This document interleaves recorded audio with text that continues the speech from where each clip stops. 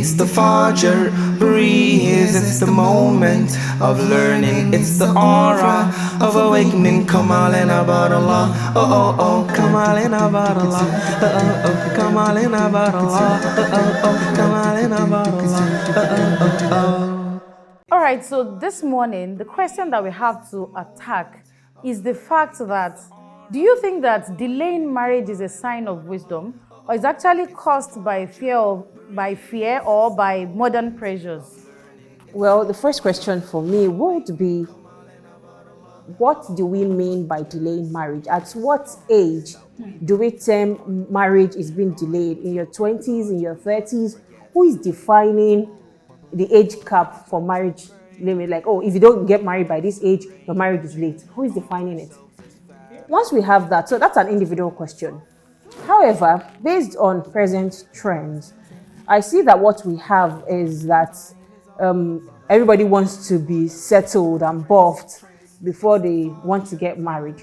In as much as I do not tell people get married when you don't have the means. What Rasulullah preaches for us is that he who has the means to get married, let him do so, because marriage helps to lower the gaze and also brings in responsibility and barakah. However, it doesn't mean that I have to wait till I'm able to afford a 3-bedroom flat, I have a car, I have a good paying job, I have this, I have that. That kind of marriage, you can see that already, even before any other person comes in, is very materialistic, irrespective of because what does marriage aim to do? One of the things marriage aims to reduce greatly in society is zina. And a person that do not have any other means of pursuing the zina would look for a way to say, okay, even if what I have now is my money can get a standard room and parlor self-contained, while I strive for more. And this is the clause. The person that wants to get married to has to be somebody who is a striving person. Okay. Not somebody who stagnates and say, no, this is what I have. What I have here, use it like that. I'm okay the way I am. No. But somebody who strives, and the person says, I have enough for a room and parlor, and I can also feed my wife and at least one kid. Then I feel like that's a personal opinion, because this question, it really depends on person to person. But for me, I feel like that person can say, okay, to take away from contributing or from committing zina or other things, because we know our men and our sisters, we're not kind of people who can easily satisfy ourselves and say, I'll just go and meet one girl there and satisfy myself and go out. No, it's a spiritual act for us and has to be done right. So even if we don't have so much, if we have enough that can take care of ourselves and one or two other people, I feel like you can get married. But I think that we need to emphasize that point. This is for a man with prospects. This is for a man with prospects. Not the lazy man. If you know that so you cannot use this opportunity to begin to think that, I'm good. No, you are not good though. If you know that you do not have it, please keep fasting. Okay. That is the other remedy of Rasulullah. Okay, so if you do not have the means to do it, you cannot afford to take care of yourself and another individual, because it's not good to marry a woman and bring her into suffering. If she was not fine, you will not pick her up and say, this fine girl, I won't marry him. If you know you cannot take care of that, fast. So there's another thing that I want you to address, and that is the fact that in the world we find ourselves today, there's this trend now where sisters, the way you have addressed it now, it's focusing more on the provider of in the family, that's the men. Now for the sisters, we have sisters who are saying, I want to make my own money before I settle down. And that's because, maybe from experiences or things that are going around, if the man is not giving you enough, you want to be you want to be sure that you are taken care of too in your own corner before you agree to a man's proposal. So what can you tell us about that? We live in such times that there is no one question answer all. Some people, what form that opinion is because of the experiences they gathered. Some people, because even though they are females, they are the breadwinner of their family. So they cannot say, I want to go and be with a man when my family is here. I have to first hustle and do things for my family.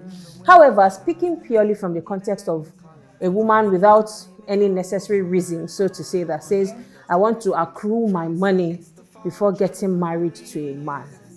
I will ask the person why. I'm not saying it's bad for a woman to have her own money. Please don't get that wrong. It's good. It's necessary. It's okay for a woman to have her money. But why? Are you beginning to fight battles that have not even occurred yet?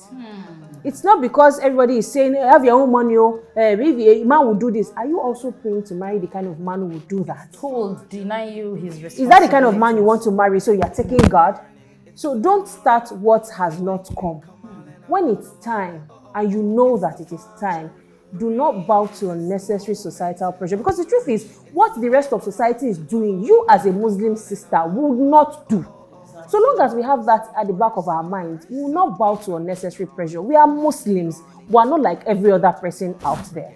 True. Thank you very much for that. And that's to say that don't build fences where you don't need any. Sometimes people go into relationships, people accept proposals with the problems, the challenges, the things that they have seen. And, you just make a beast of an innocent man. Yes. You are going there to fight battles that are not. So this is a takeout to know that Islam wants peace for you. Whenever you think you are ripe enough and good enough to accept a proposal or to settle down to build a family, it's a call out to say that this is what Islam wants. And it helps you in your own right as an individual, whether a man or a woman, especially as we are in this month of Ramadan. Ask Allah subhanahu wa ta'ala exactly what you want in your spouse. I mean, don't you think so? I think so. This is a time of answered du'as. Yes, so please, don't hold back. Tell Allah everything that you want. And anyways, like I always say, this is not our best episode ever. Join us for another interesting episode. It's been a very beautiful time with Hajiya Asma'u Yahya. Thank you so very much. We really appreciate it. So I'll see you again on the next time we'll be gracing your screen. It's been Battles and Blossoms on FAJR Breeze, and I've been your host, Olagunju-Matemilola. Assalamu alaikum wa rahmatullahi wa barakatuh. It's the FAJR breeze, it's the moment of learning, it's the aura of awakening. Come on in about Allah, oh oh oh, come on in about Allah, oh oh oh, come on in about Allah, oh oh oh, come on in about Allah, oh oh oh.